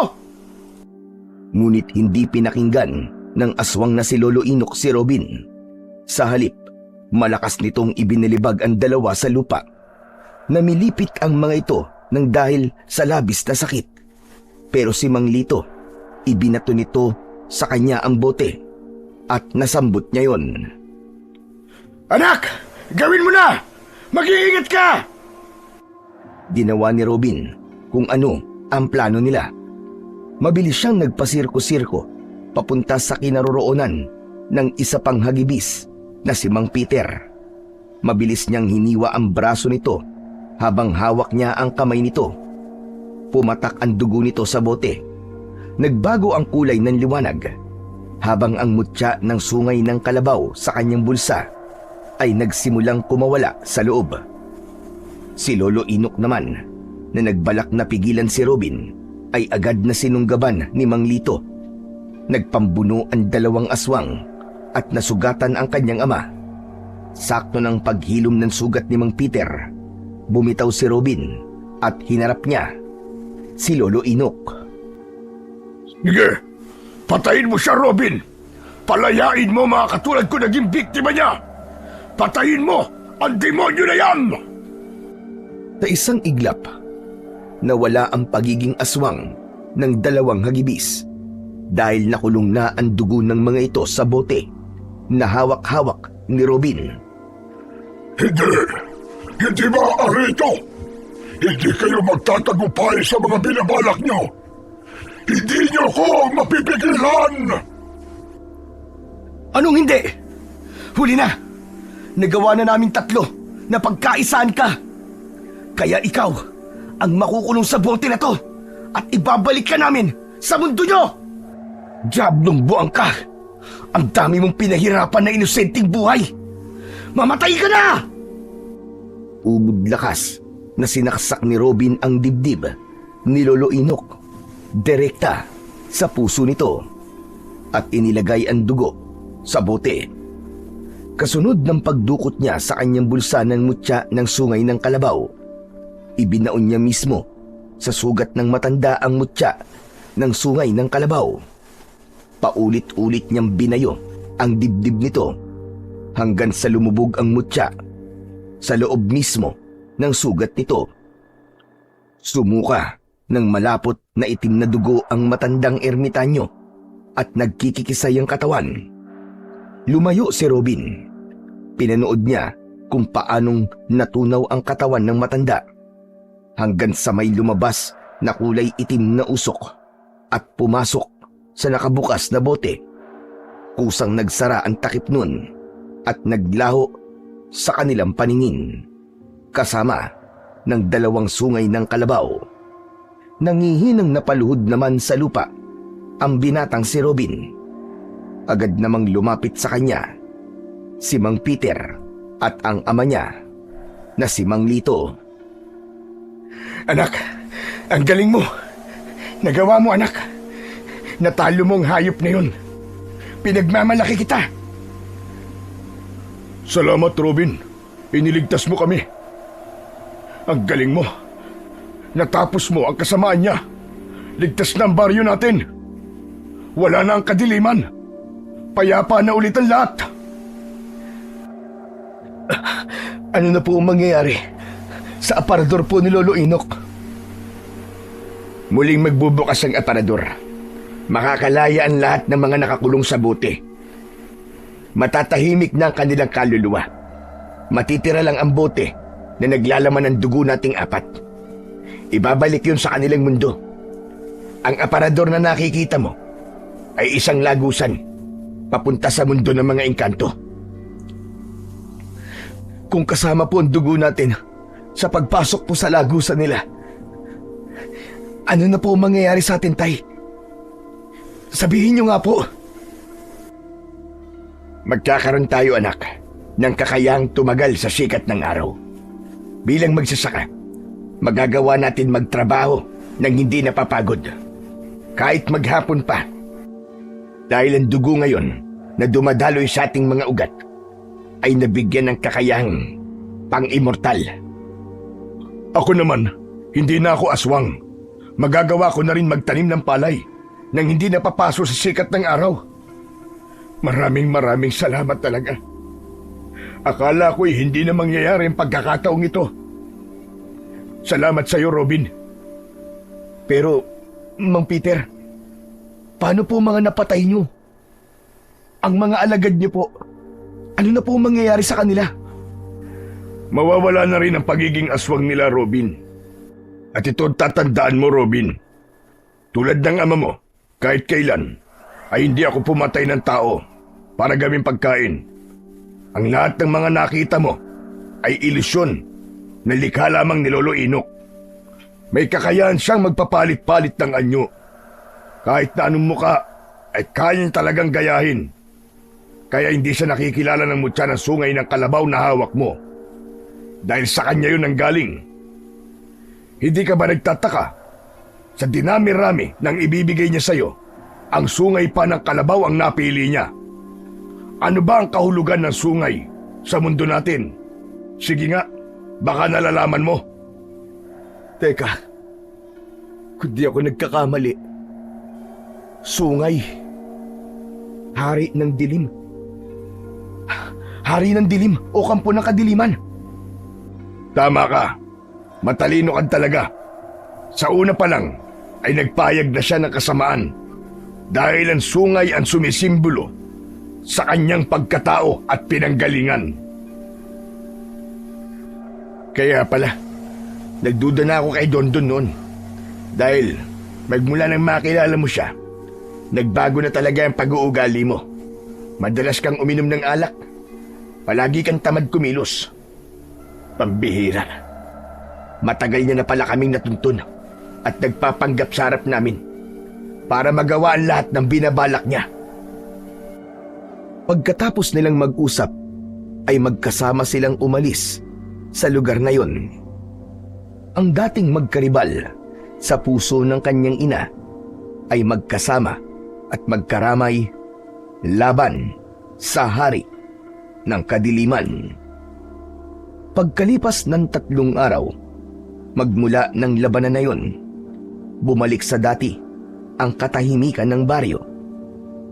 Nakakalabas na ang mga bata kahit umabot pa ng gabi at nakakapaglaro ng maayos sa labas. Ang mga tao naman ay nagagawa na ang kanilang mga gawain nang walang halong takot. Nawala ang pamiminsala ng mga aswang at bumalik ang sigla sa palayan. Ipinagpatuloy ng mag-ama ang pagtatanim nila ng palay at iba pang mga gulay. Isang patunay na gaano man kabigat ang pagsubok na kakaharapin, may bukas pang naghihintay para sa atin. Sa kwento na ito ni Robin, pinatunayan na hindi lahat ng nakikita ay totoo. Hindi lahat ng masasama ay masama. May karapatan silang mabuhay at bigyan ng pagkakataon para magbago. Si Lolo Inok, ginawa man niya ang lahat para masakop ang mundo ng mga tao para sa paghihiganti sa kanyang pamilya. Nanaig pa rin ang puwersa ng kabutihan. Napatunayan ng binata na ang mabisang panlaban talaga sa lahat ng uri ng kasamaan ay ang pagkakaisa, pagmamahal at higit sa lahat ang pananampalataya sa Panginoon laban sa lahat ng pagsubok na haharapin. Magandang araw po sa inyong lahat. Sa araw po na ito,